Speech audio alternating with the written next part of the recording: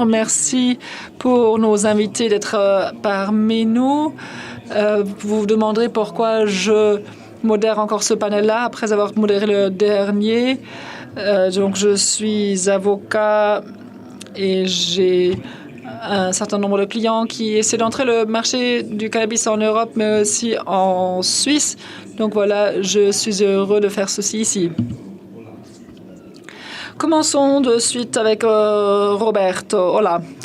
Est-ce que toi, tu peux nous parler un petit peu de comment tu es entré dans ce domaine? Il y a 17 ans, j'ai commencé en Espagne.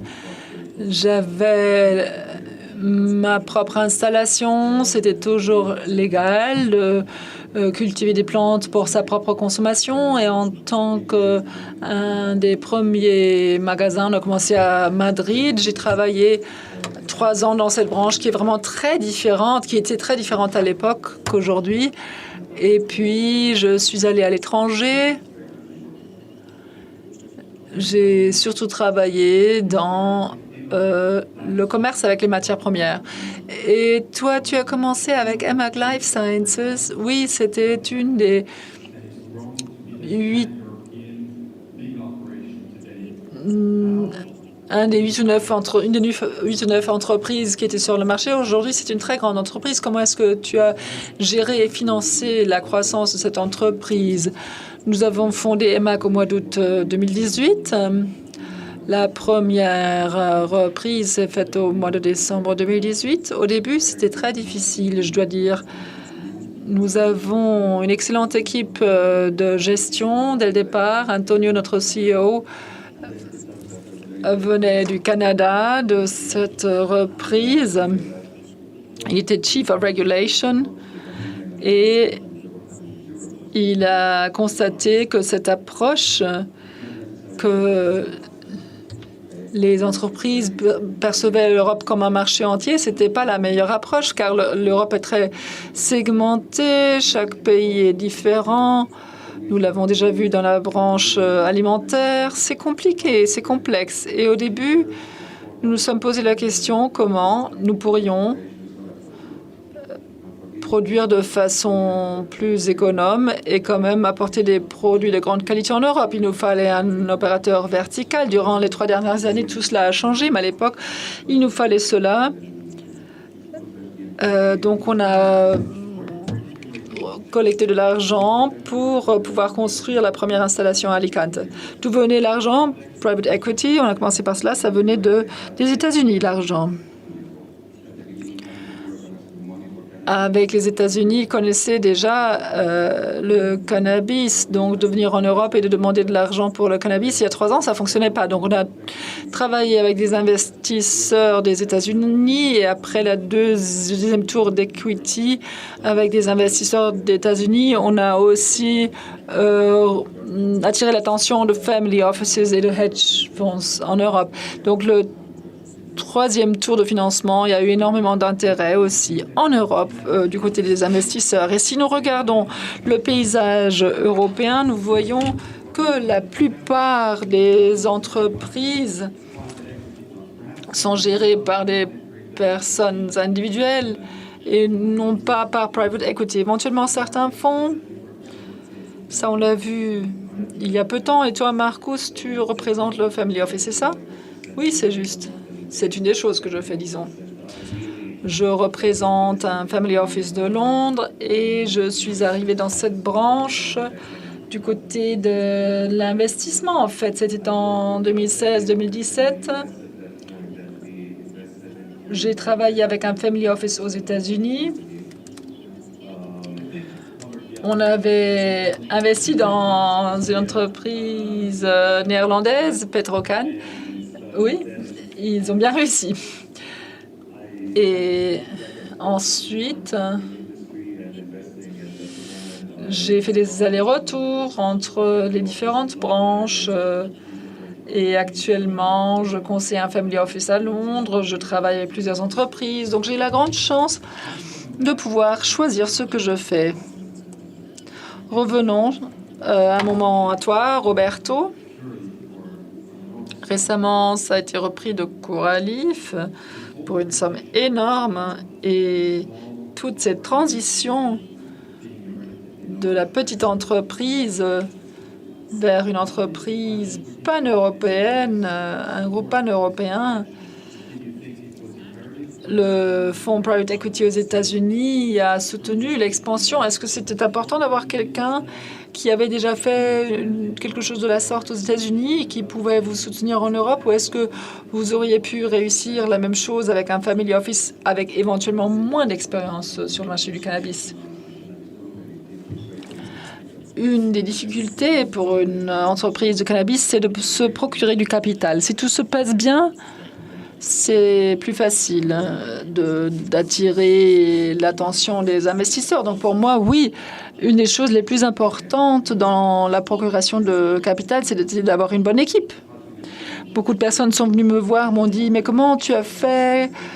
Comment tu as pu croire que tu allais réussir en Europe?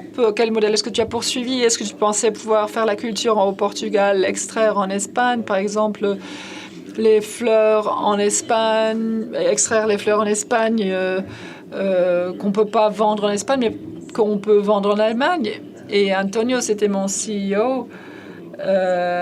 Il a en fait amené Uber en Europe. Et il avait énormément d'expérience dans l'ouverture de marché, comment percer un marché. Donc l'équipe est vraiment la chose la plus importante, même dans le business du cannabis. Ce sont les êtres humains qui comptent, absolument. Est-ce que vous regardez d'un même regard les entreprises que vous achetez en Europe? Est-ce que vous avez la due diligence plutôt sur les aspects d'équipe? Il n'y a pas tant d'entreprises en Europe qui font énormément d'argent avec le cannabis, mais lorsqu'on achète quelque chose, la chose la plus importante, c'est d'avoir les licences et d'obtenir des licences à un stade précoce. Pour cela, il faut une bonne équipe. Et avec l'équipe en Espagne, nous avons obtenu les certificats GMP très tôt. Normalement, il faut 2 ans en Espagne pour obtenir les licences. Et nous, on l'a réussi en l'espace d'1 an. Donc, on peut dire on peut travailler avec des médicaments expérimentés, recettes, etc. L'équipe, c'est vraiment tout. D'accord. Donc, équipe, licence, d'autres éléments importants que vous regardez lors d'investissements dans de nouvelles entreprises en Europe? L'accès précoce au marché, ça c'est la chose la plus importante. Si vous êtes le premier à lancer quelque chose sur le marché, nous savons que c'est difficile par exemple en Grande-Bretagne actuellement, mais nous étions une des premières entreprises qui a vraiment pu distribuer ses produits. Nous avons travaillé ensemble avec un laboratoire pour pouvoir vendre aussi nos produits à des patients en Grande-Bretagne. C'est ça qu'il nous faut. Je dirais qu'on a eu... Est-ce que vous diriez que vous avez eu de la chance de trouver un private equity fonds aux États-Unis? Oui, tout à fait, tout à fait. On a réussi à obtenir 50 millions de livres dans l'espace d'1 an. Et ça vous a vraiment donné la possibilité d'augmenter et d'aller sur une tournée d'achat. Oui, tout à fait, on a fait les deux choses. On a acheté des entreprises qui avaient déjà des licences au Portugal, qui avaient une deuxième licence de culture après Petrocan. Donc ça, c'était très stratégique, cette décision. Et nous avons acheté les licences lorsque nous avons acheté le laboratoire en Espagne. Ils n'avaient pas encore de licence, ils avaient des expériences avec les autorités, mais ils n'avaient pas de licence pour l'instant. Et on a également pris les cultures biologiques dans notre portefeuille. Et du coup, on a acheté des entreprises en Allemagne. Et on a procuré les licences pour ces entreprises-là. Donc oui, vous avez une équipe qui connaît comment on peut croître en Europe. Une entreprise qui connaissait le succès aux États-Unis, c'était probablement le secret pourquoi vous avez pu croître de cette façon en Europe. Et aussi, l'accès à beaucoup de capital est important, non? Oui, mais tout un chacun n'a pas le privilège de pouvoir obtenir 50 millions de dollars pour pouvoir croître. Il y a encore d'autres possibilités aujourd'hui de se procurer des capitaux. Qu'est-ce que tu penses sur le crowdfunding, Daniel? Eh bien, par notre propre expérience avec le crowdfunding, Ça existait déjà dans notre propre family office. C'était une situation où on avait repris une marque, mais maintenant on parle de technologie. Et le crowdfunding, le financement participatif, eh bien, on a pensé à cela parce que cela présentait une bonne possibilité de mettre un produit sur le marché, que des milliers de personnes vont regarder une vidéo et puis vouloir acheter le produit. Ce qui s'est passé chez nous dans le domaine électronique, c'était il y a 2 ans. On avait une belle marque, Philips. On voulait la porter sur le marché. Et tout à coup, il y a eu ce manque, cette pénurie de chips. Je ne sais pas si vous en avez entendu parler. Déjà les années avant le Covid, on parlait de cette pénurie de chips. Et puis c'est devenu de plus en plus grave. Il y avait des problèmes de livraison, etc. Et finalement, on a dû dire à 4500 investisseurs pourquoi leur BIMER n'arrivait pas. Je reviendrai au cannabis dans un instant. Aussi, pour le cannabis, il y a des côtés positifs et négatifs. Si moi, je vois une entreprise de cannabis qui procure son capital par le crowdfunding, je vois énormément de chaos. Il n'y a pas beaucoup de validation. Lorsqu'on a une entreprise qui sait produire une belle vidéo, ça ne veut pas encore dire que l'entreprise vaut quelque chose. Et maintenant, imaginez-vous si c'est un start-up ou une entreprise qui est en train de se construire encore. Et si eux, ils font une erreur, on a des milliers d'ambassadeurs de marques au monde qui tout à coup parlent mal de vous. Donc ça, c'est difficile. À ce moment-là, il faut tenter d'avoir un bon aperçu des personnes qui ont des parts dans l'entreprise. Et si on a 5000 personnes qui ont des parts dans votre entreprise et qui tous prennent part à l'Assemblée générale, il peut y avoir des problèmes si ça ne se passe pas bien. On peut bien sûr prendre de l'argent et essayer de rendre sa marque connue, mais s'il y a des problèmes, après, ça devient difficile. Et avec TK, tu as fait quoi? Oui, eh bien, TK, nous l'avons construit dans le but que l'écosystème du cannabis, qui est très complexe, puisse être maîtrisé. Il y a des personnes qui travaillent dans la génétique, d'autres personnes qui travaillent dans le domaine récréationnel, d'autres dans le domaine médical. Donc, ce sont vraiment c'est la jungle, en fait. On s'est dit, si on se concentre sur des investisseurs, peut-être quelques fonds, quelques venture capitalists, business angels, family offices, etc., si on peut enthousiasmer ceux-là, si on les amène dans le marché, on peut y arriver. On voulait donc profiter de ce réseau qu'on avait déjà, de branches dans lesquelles on était actifs antérieurement. Et maintenant, on voulait donc obtenir et reprendre des entreprises dans le cannabis. Certaines entreprises sont plus avancées que d'autres. Et donc, on a parlé à ces startups, on les a interviewées, on a regardé où est-ce qu'elles peuvent s'intégrer dans ce monde du cannabis. Et puis, on a regardé qu'est-ce qu'il leur faut. La plupart, bien sûr, de l'argent. Mais pour d'autres, elles voulaient aller dans un autre pays ou fonder des joint ventures. Donc, on a regardé ce qu'il leur fallait et on les a aidés. En même temps, nous avons parlé des investisseurs qui voulaient également savoir ce qu'on avait comme profil dans le portefeuille, par où on voulait aller, si on voulait toucher directement la plante ou si on voulait plutôt se retenir et travailler à l'arrière-plan. Donc, on a essayé de relier les deux choses. On a écouté les deux côtés et cela nous permettra d'y arriver. Et puis, ce qui est très intéressant d'un point de vue géographique, nous sommes actifs en Israël et en Suisse. Chacun qui travaille dans le cannabis connaît quelqu'un aux États-Unis, mais en règle générale, c'est l'Allemagne, la Suisse et l'Israël. Et ce qui est intéressant, c'est qu'on a ces profils différents. Énormément d'entreprises en Israël qui ont eu beaucoup de succès dans le domaine technologique. Et maintenant, on dit, bon, le cannabis est encore illégal, mais c'est toléré en Israël. Donc, il y a énormément d'investisseurs qui sont curieux. Et en Israël, depuis 20 ans, il y a un programme pour le cannabis médicinal qui est très, très bien accueilli. Moi, je suis J'ai aussi la nationalité israélienne et je vais souvent en Israël. Et je dois vraiment dire que le cannabis y est accepté. Beaucoup de patients souffrant de douleurs neuropathiques reçoivent tous les mois leurs joints pré-roulés. C'est en fait la fleur de cannabis qui aujourd'hui est la médecine cannabis la plus répandue en Israël aujourd'hui. Oui, les PTSD, tout ce sujet. Beaucoup de jeunes gens viennent nous voir qui ont eu des problèmes, des syndromes post-traumatiques. Pour cela, ça fonctionne très bien. C'est toujours illégal, mais en Israël, c'est accepté pour le domaine médical. Et on dit, bon, on a des investisseurs géniaux. L'Israël est une nation de start-up. On a aussi des moyens de la main publique, du gouvernement. En Suisse, on a des investisseurs un peu plus conservateurs, mais ils sont quand même curieux. Et on essaie d'apporter des éléments innovants en Suisse et d'amener les investisseurs suisses en Israël. Donc, on tente ici de jeter des ponts.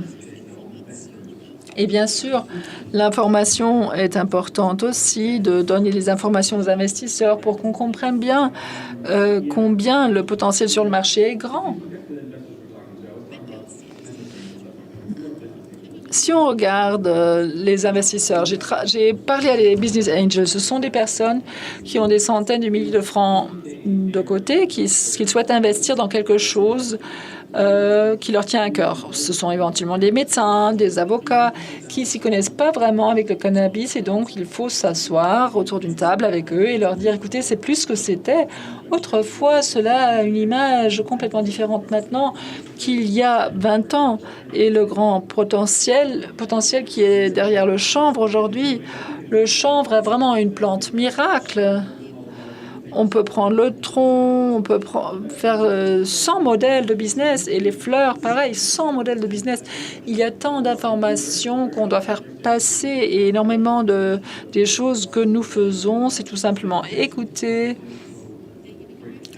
et essayer de savoir ce que les personnes veulent. Les business angels ont un grand potentiel, mais les limites sont là où il s'agit de savoir combien d'argent supplémentaire on peut avoir d'eux.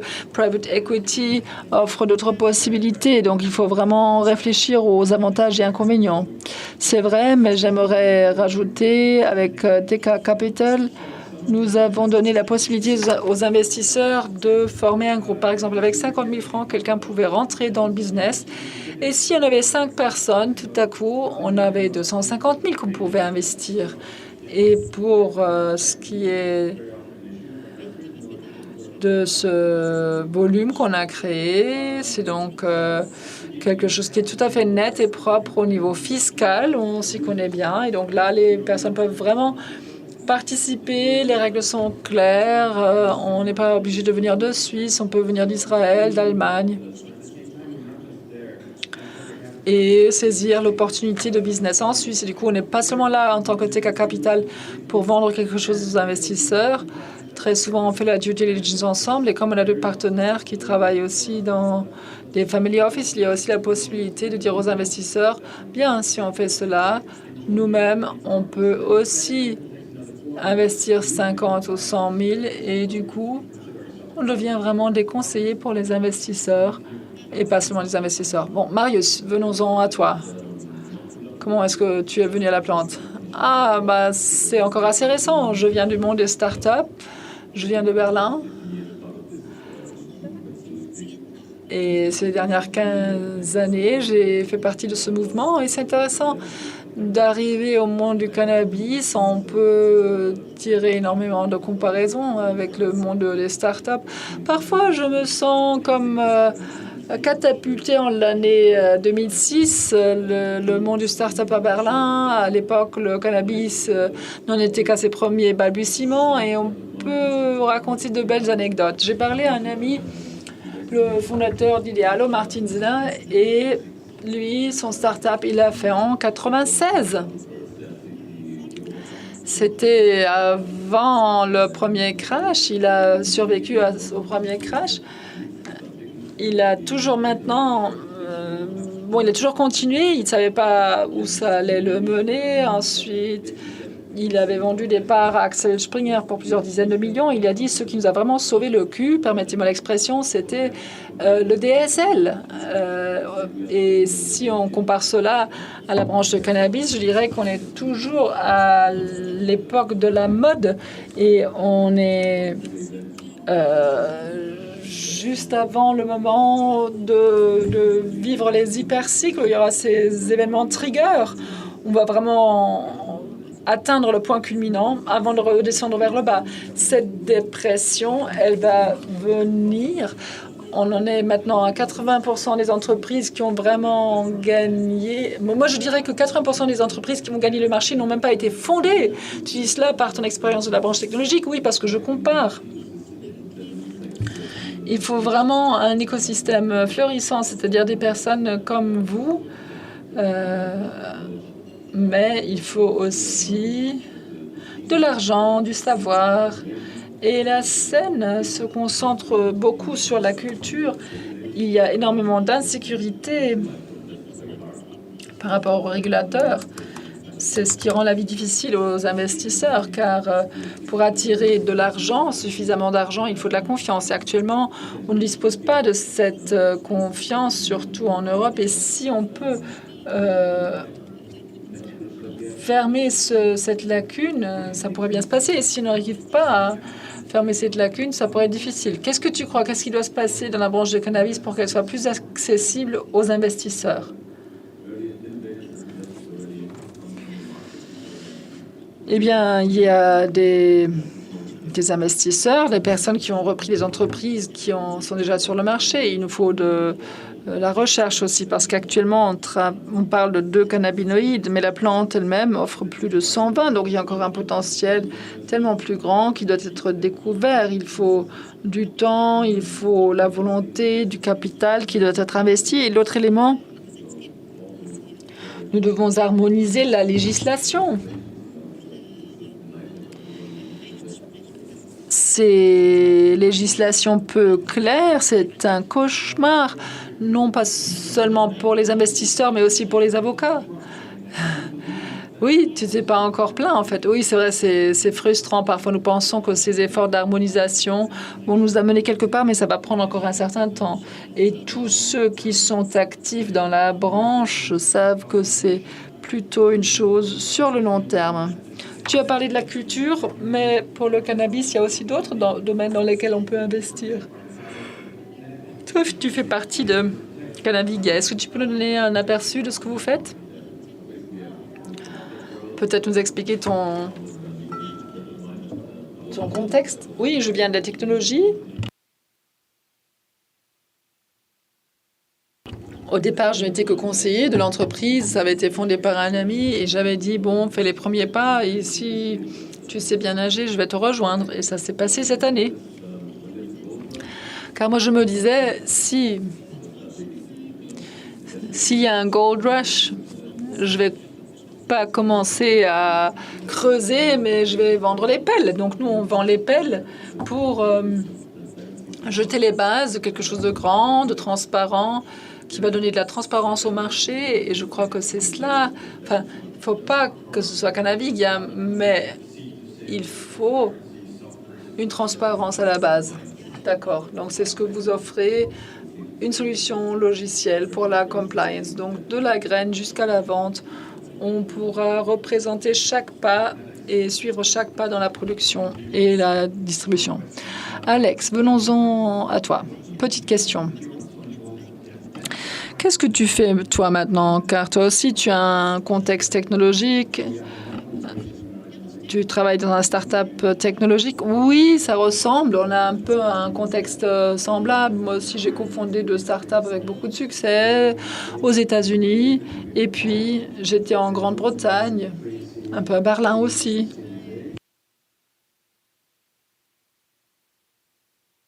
Et au début, donc, je suis investisseur actif. J'ai fondé Can Exchange. C'est une plateforme, une infrastructure pour vendre les matières premières. Donc, toi aussi, tu vends des pelles, si on veut, parce que il faut une plateforme dans la branche. Comment est-ce que vous vous distinguez? de Canavilla? Non, pas de Canavilla, mais d'autres plateformes qui sont également dans le B2B, le marché B2B. Bon, on regarde le marché, on regarde quelles sont les plateformes qui existent déjà, et on a vu qu'il y en avait déjà certaines, mais elles voulaient juste mettre en contact le vendeur et l'acheteur, et on a cherché une autre approche. On s'est dit comment ça se passe pour d'autres matières premières, car le chanvre, c'est une matière première. Donc on a regardé comment on peut le cultiver, on fait une due diligence, on voit ce que les banques veulent, on travaille en coopération avec des laboratoires, on a des index de prix pour bien déterminer le bon prix. On a la chance qu'un de nos investisseurs a une banque. On peut offrir des solutions de paiement. Donc, on met vraiment à disposition l'argent et tout ce qu'il faut. Oui, notre approche, c'était qu'on souhaitait créer de la transparence. Tu as parlé de quelque chose d'important. Tu as dit un des investisseurs a une banque. Ça, c'est très pratique. Oui, très pratique. Mais il faut bien regarder quel type d'investisseur on aborde. Comment est-ce que vous l'avez fait au début? Bien sûr, déjà avant, tu étais un entrepreneur qui réussissait, mais comment est-ce que tu as adressé les investisseurs? Bon, ceux qu'on a maintenant avec nous, ce sont des cadres C-level issus du commerce des matières premières. Donc, j'ai vraiment essayé d'attirer des personnes qui comprennent ce qu'on veut construire. Et jusqu'ici, ils nous ont bien aidés. C'est sympa d'avoir de l'argent en tant que start-up et des personnes qui s'y connaissent. Marcus, toi aussi, tu investis dans différentes entreprises cannabis. Quels sont les attributs les plus importants que tu regardes? Si tu fais un pitch, qu'est-ce que tu fais? Il y a de nombreux attributs qu'on regarde, mais les plus importants, c'est l'équipe. L'équipe est vraiment le cœur de l'affaire. Si on n'a pas les bonnes personnes qui savent résoudre les problèmes, et si par exemple les personnes ne s'entendent pas les unes avec les autres, on ne peut pas avoir de succès. Y a-t-il ici des entrepreneurs dans la salle? Qu'est-ce que ça veut dire si on dit qu'il s'agit de l'équipe? Qu'est-ce que vous regardez exactement? Quels sont les facteurs? Bon, ça dépend un petit peu de l'entreprise spécifique avec laquelle on a affaire. Mais Canavilla, par exemple, c'est une entreprise qui est entre compliance, technologie, facility management. Là, il est important qu'on ait des personnes qui s'y connaissent avec la technologie, la logistique, la compliance. Et tout cela doit venir en même temps. On a besoin de personnes qui connaissent les différents aspects d'un business et qui doivent coopérer ensemble. Une autre entreprise dans laquelle on investit, c'est un producteur de vaporisateurs. Là, c'est la même chose. L'équipe se constitue de personnes qui ont travaillé dans l'industrie du tabac. Un des fondateurs a une marque qui dessinait des produits pour des produits Apple. Il y avait un scientifique qui s'y connaissait très bien avec les technologies du vaporisateur.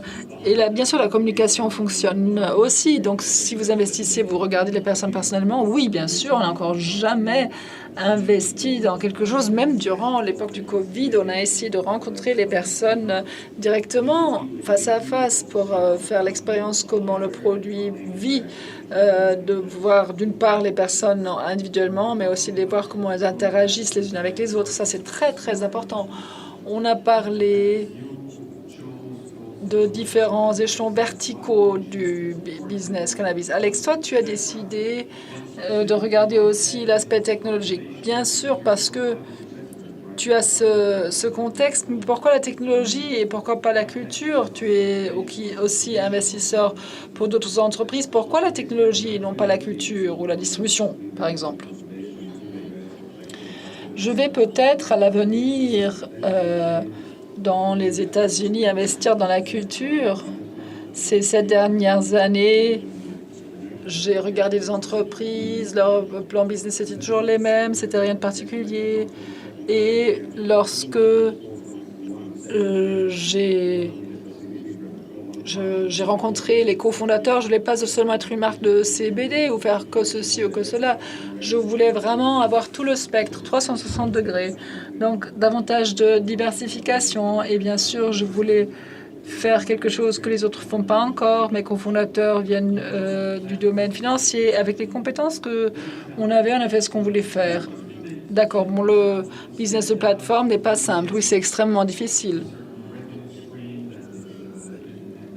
Difficile de s'imposer contre les autres, d'avoir un flux de recettes avec lequel on peut vraiment faire un gain. Donc, qu'est-ce qui vous rend attrayant pour les investisseurs? C'est pas facile de... Bon, c'est facile peut-être de faire un chiffre d'affaires, ça on peut le faire rapidement, mais de faire du bénéfice, c'est pas simple. Il s'agit vraiment de savoir échelonner. Si on a quelque chose, on peut le rendre plus grand. Si on est une entreprise globale de technologie, on peut avoir une croissance si on vend quelque chose aux investisseurs qui veulent l'avoir. Et si on fait quelque chose sur le marché qui peut apporter énormément d'argent aux investisseurs à l'avenir, à ce moment-là, les investisseurs peuvent y voir beaucoup d'avantages. On leur montre l'équipe, le produit, on leur montre ce qu'on fait. Et on les convainc que ce qu'on fait va leur apporter beaucoup d'argent. C'est vraiment l'approche start-up. Marcus, toi, tu travailles dans le Family Office. Quel est le potentiel le plus grand? Qu'est-ce que tu crois pour les investisseurs dans le domaine du cannabis? Merveilleuse question. Actuellement, nous nous trouvons dans une ère très intéressante dans l'industrie du cannabis, car de nombreuses personnes voient cela aussi, que la branche se divise un petit peu en cannabis médicinal, cannabis pharmaceutique et d'autre part l'emploi récréatif. J'avais parlé de Petrocan. Ils cultivent des fleurs qui sont vendues comme produits médicinaux et on sait en même temps qu'il y a quelques patientes et patients qui en fait consomment ces fleurs pour le plaisir. Et là, quelque chose va changer. À l'avenir, on aura vraiment d'une part le business pharmaceutique et de l'autre côté un business récréationnel selon le cadre législatif et selon ce qui est admissible du point de vue juridique. Mais là, il y a une tendance à la spécialisation qu'on peut observer. Mais en fait, la question était différente. La question était où toi tu investirais, où toi tu vois l'avenir, où toi est-ce que tu vois davantage de recettes pour les investisseurs. Moi, personnellement, dans le Family Office, et personnellement, je dirais qu'on regarde très près les applications pharmaceutiques, car c'est un marché beaucoup plus grand, pas pour le cannabis, mais en règle générale. Et je crois que si on peut avoir du succès dans le domaine pharmaceutique, et si on pense au fait que maintenant, actuellement, bon, on a 4 médicaments basés sur le cannabis qui sont admis et qui reposent sur le THC, CBD, et seulement 2 composantes, et 2 sont produits par Gay Pharma. Et nous savons que cette plante a un potentiel tellement plus grand pour guérir d'autres maladies. C'est sur cela qu'on se concentre. Qu'est-ce qu'on peut faire? Comment est-ce qu'on peut trouver des entreprises qui développent des produits avec lesquels on peut guérir des maladies avec des personnes qui souffrent de douleurs, par exemple, ou les maladies gastro-entériques. Est-ce que je peux rajouter quelque chose? Je suis tout à fait d'accord. Au début, nous avons commencé par une approche de recherche, médecine. Après, on a encore fait autre chose, mais on était très concentré sur la médecine. Le premier deal qu'on a fait, c'est une étude clinique aux États-Unis. Et ça, c'est vraiment important de le voir. Ce qu'ils ont fait avec nous pour Alif, ils ont investi dans un réseau pharmaceutique existant qui existait déjà en Europe. Et c'est un des points qui était tellement important pour l'entreprise qui nous a repris. J'aimerais encore rajouter quelque chose du point de vue de l'ex-incubateur, pour ainsi dire. Nous parlons de ce système d'incubation qui n'existe pas encore dans le monde du cannabis. J'ai vu certaines choses en Israël, mais les programmes sont encore petits. Un incubateur, c'est quelque chose où on peut aller en tant que fondateur avec une idée dans la tête. On va travailler quelques mois dans un contexte où tout est mis à disposition par l'incubateur et à la fin, on présente quelque chose à les investisseurs et on espère pouvoir commencer avec son négoce. Ça n'existe pas encore dans le monde du cannabis, ce qui pour moi équivaut à une lacune. Donc si quelqu'un souhaite fonder un incubateur, ce serait maintenant le moment. Pour les bonnes personnes, avec la bonne capitalisation, ce serait une excellente idée. Je crois qu'il y a énormément de potentiel. Je suis un ancien investisseur dans ResearchGate, c'est le Facebook pour les scientifiques. Et les entrepreneurs, les scientifiques, normalement, ne sont pas reliés les uns avec les autres. Mais dans le cas du cannabis, où il y a encore tant de recherches qui doivent être faites, il y a un grand potentiel qui réside dans le réseau, dans le lien entre économie, entrepreneurs et scientifiques. Je crois que le potentiel sera beaucoup plus élevé. Mais ne l'appelez pas cannabis, ça pourrait amener des confusions. Oui, peut-être un bon titre de travail quand même. Bien sûr, il y a beaucoup de pièges aussi dans lesquels on peut tomber en tant qu'incubateur, mais je crois que dans ce cas-là, avec le cannabis, on ne peut pas trop faire d'erreurs. C'est une époque intéressante. Encore un dernier point. Où est-ce que vous n'investiriez pas? Un des domaines que nous, dans le Family Office, on ne prend pas en considération du tout, c'est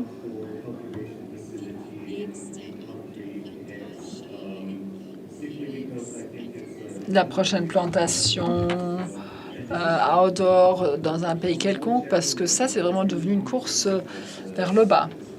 Dit de façon générale, je crois que l'industrie du cannabis doit être plus innovante. Actuellement, il y a énormément de copy-paste.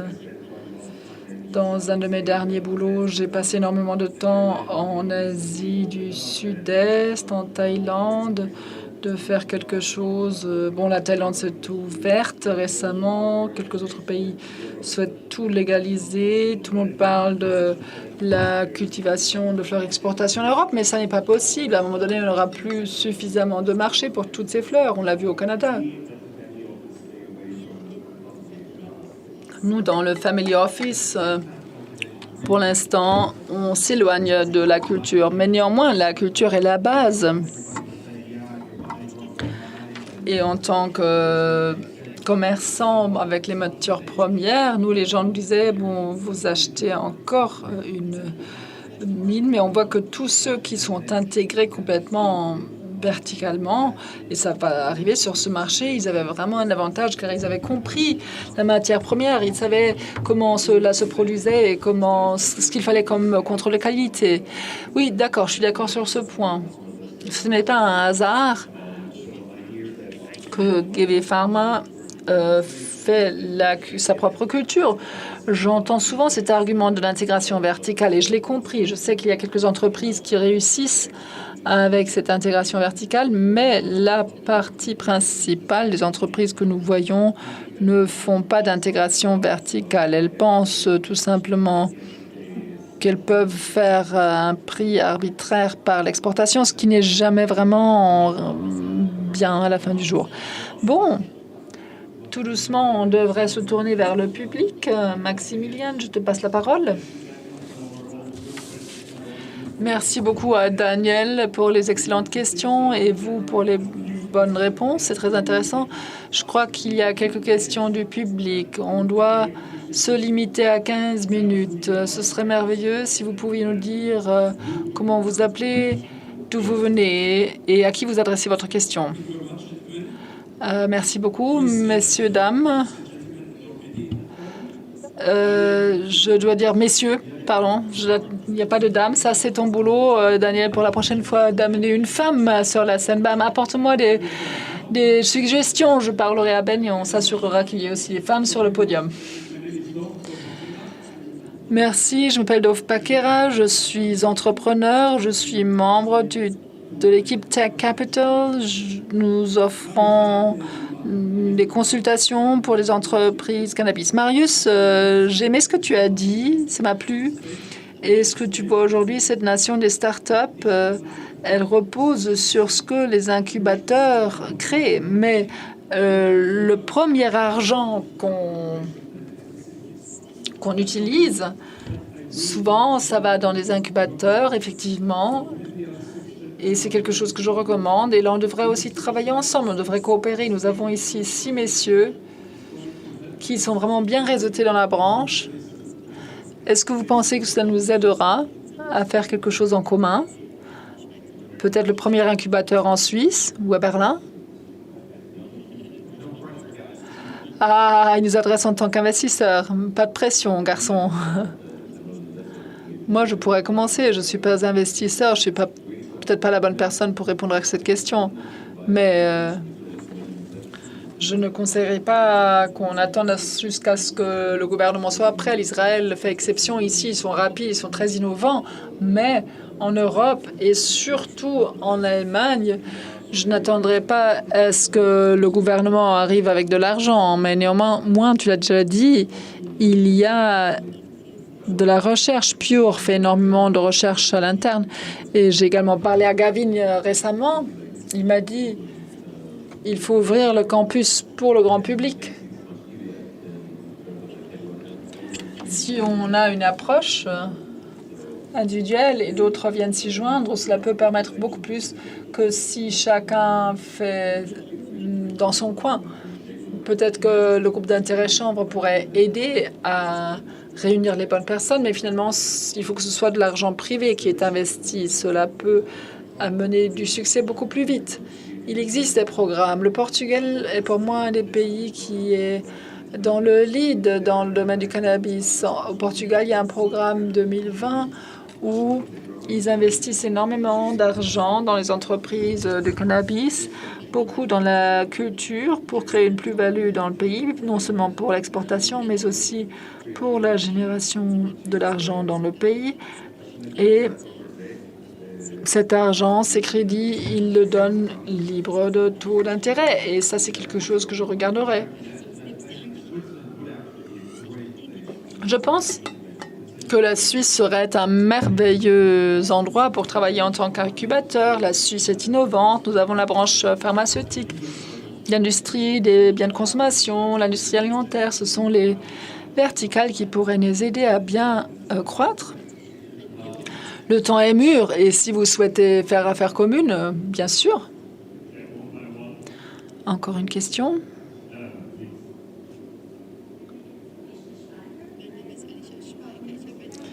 Alicia Schweiger, j'ai une entreprise qui soutient les femmes en tant qu'entrepreneuse. J'ai 2 questions.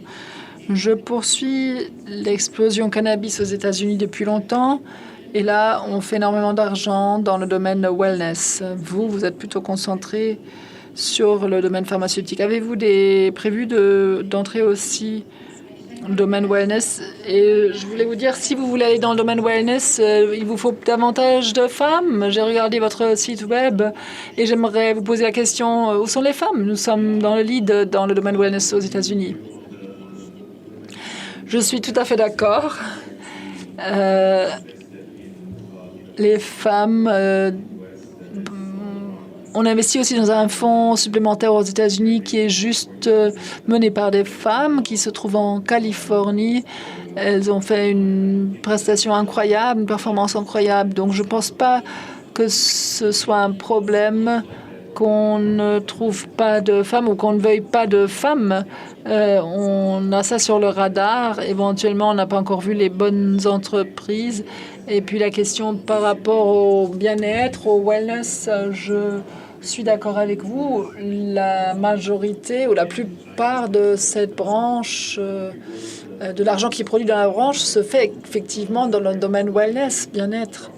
Ce sont les fruits qui sont les plus faciles à cueillir dans la branche pharmaceutique. Il faut davantage de temps pour avancer.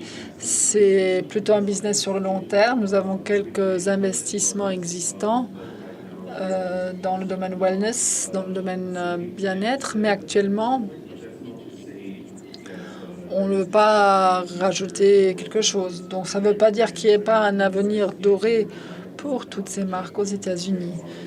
Je n'ai aucun doute que cela va fonctionner et qu'il y aura des marques qui pourront faire des gains.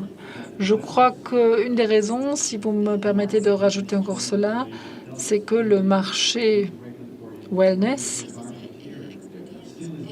que le marché wellness n'est pas encore explosé. Ici, comme aux États-Unis, c'est la réglementation. Ici, nous n'avons pas de canton ou d'État où on pourrait offrir toute la gamme de produits basés sur le THC. Tout ce qui existe aux États-Unis, ce qui a fait avancer la branche, eh bien en Europe, on n'en est pas encore là. Et du côté pharmaceutique, de l'autre côté, donc c'est clair. On a vu hier qu'en Suisse aussi, il y a beaucoup de choses qui changent, ça va assez vite. Bien sûr, qu'il y a encore des questions ouvertes, mais on peut présenter un business plan qui montre très clairement où on va, d'où viennent les recettes, etc. Dans le domaine wellness, c'est toujours un grand point d'interrogation que des produits CBD, de la cosmétique. Là, éventuellement, on peut faire quelque chose, mais aux États-Unis, ça a décollé seulement lorsque certains États, comme le Colorado, ont légalisé le THC. Et dans le domaine cosmétique, on a affaire à Nivea et autres. Il faut d'abord arriver à percer les étagères si vous voulez atteindre les étagères. Si on regarde les opportunités, on dit mais comment est-ce qu'on veut gagner ces parts de marché? Et moi, je pense que de tout cet argent qu'on investit dans le marketing, dans le branding, on a toutes ces évaluations par les clients. On voit ça comme un jeu assez difficile, même si c'est vrai. On a oublié la cosmétique, on a une partenaire avec nous comme partenaire. Elle est à Tel Aviv pour les responsables de l'entreprise à Tel Aviv. Moi, je m'appelle Daniel, je viens d'Uruguay. Un grand merci pour cet entretien. Je me suis posé la question... Que pouvez-vous dire par rapport au marché sud-américain? Est-ce que vous pouvez donner une perspective? Vous avez une réglementation semblable sur le marché suisse comme nous l'avons en Amérique du Sud. L'Uruguay est un petit peu la Suisse de l'Amérique du Sud, si on veut. Et nos voisins, le Brésil, l'Argentine, là aussi, ça prend un début. Bon, moi, je peux répondre à la question. Ce que je peux dire, c'est que nous travaillons étroitement avec l'association du chanvre en Amérique latine. Et là, se passe énormément de choses, surtout par rapport à la culture. Et très bientôt, je pense qu'ils commenceront à faire des exportations en Europe et dans d'autres pays. Ils sont très compétitifs. Ils ont déjà le café, le sucre... les locomotives, ils sont vraiment très forts. Cela nous aidera aussi pour le chanvre, le cannabis. Je suis sûre qu'ils auront une grande influence. Bonjour. Siegfried Leger de Can Exchange. Je suis le CFO et j'ai une question pour le panel. Nous parlons tant d'installation, mais non pas de l'évaluation des investissements et ce que nous recevons. Et de faire ces tours de funding, c'est toujours difficile car quel cercle est-ce qu'on donne à une entreprise? Je suis un trader d'auparavant et je sais que fair value pour les investisseurs, c'est pas si simple. Comment est-ce que vous évaluez les investissements? Oui, effectivement, c'est quelque chose que je voulais encore demander au panel, mais dès qu'on ouvre ce sujet, normalement, on s'ouvre la boîte de Pandore. Mais s'il nous reste encore un petit peu de temps, on va en parler un petit peu. On a encore 5 minutes. On a encore une question du public. S'il était possible de rester bref et ne pas ouvrir la boîte de Pandore, ce serait merveilleux. Bien sûr, ça dépend dans quel stade se trouve une entreprise. En tant que family office, vous avez raison, c'est très difficile d'évaluer une entreprise à un stade aussi précoce. Nous travaillons très étroitement avec des prêts de transformation, surtout dans ce stade précoce. Si quelqu'un arrive au stade C, ce n'est pas possible de trouver une évaluation avec laquelle tout le monde soit d'accord. Une fois qu'on est un peu plus avancé, il y a des multiples qu'on peut utiliser dans la branche. Merci de les soutenir, oui. C'est vrai, je ne peux que confirmer ce que tu dis. On regarde les plus petites entreprises et, par exemple, si maintenant vous avez une entreprise mûre, je vois le calcul des recettes et des dépenses, mais les jeunes entreprises, ils n'ont pas encore de passé. Il faut vraiment comprendre tous les petits aspects du marché pour savoir comment faire du chiffre d'achat, comprendre ce qu'il faut comme marketing. Et c'est plus que le marketing. Tous les coûts doivent être transférés dans un plan financier qu'il faut comprendre également. Donc ça, c'est un processus plus long, la due diligence. Et si on arrive aux valeurs clés, on a des possibilités pour l'avenir. Mais surtout, si on regarde des entreprises à un stade précoce, il faut comprendre comment les personnes coopèrent. On a déjà parlé de l'équipe. Il faut savoir comment on développe les produits. Tant de questions. Est-ce que je peux poser encore une question pour Marcus? Tu as dit il y a des possibilités autour. Qu'est-ce que vous faites exactement avec un prêt de transformation? Est-ce que vous définissez l'évaluation à un moment ultérieur? Oui, on a d'abord les paramètres qui sont pertinents pour l'évaluation. Les paramètres sont établis plus tard et ça aide aussi nos avocats. Je m'appelle Mathias. Je viens de la branche pharmaceutique. Et j'ai entendu comment Marcus a parlé de cannabis médicinal.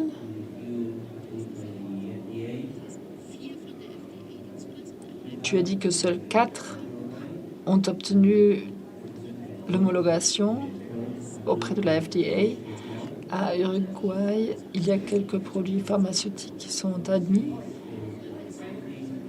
Ma question, c'est est-ce que vous pensez que cela fasse une différence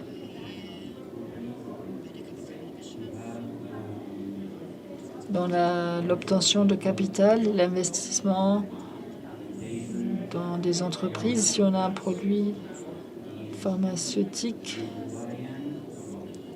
qui est homologué, qui correspond aux standards aussi pour l'exportation, ou est-ce que vous regardez que des produits admis par la FDA?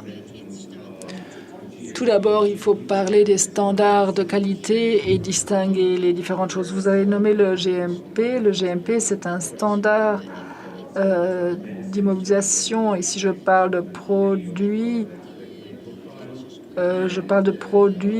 qui ont subi des études cliniques phase 1, 2, 3.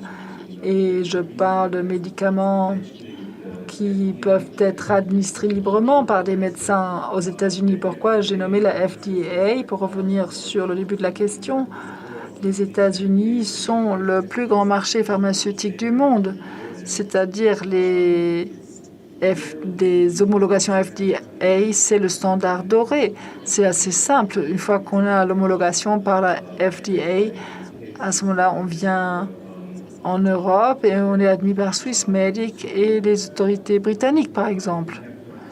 C'est pour cela que je devrais savoir davantage sur la question si vous avez des produits qui sont homologués en Uruguay et ce qui se cache exactement derrière. Et comme nous sommes en Suisse, comme dernier commentaire, normalement, lorsqu'un médicament est homologué, doit être homologué par Swissmedic, on le fait aussi en parallèle auprès de l'EMA.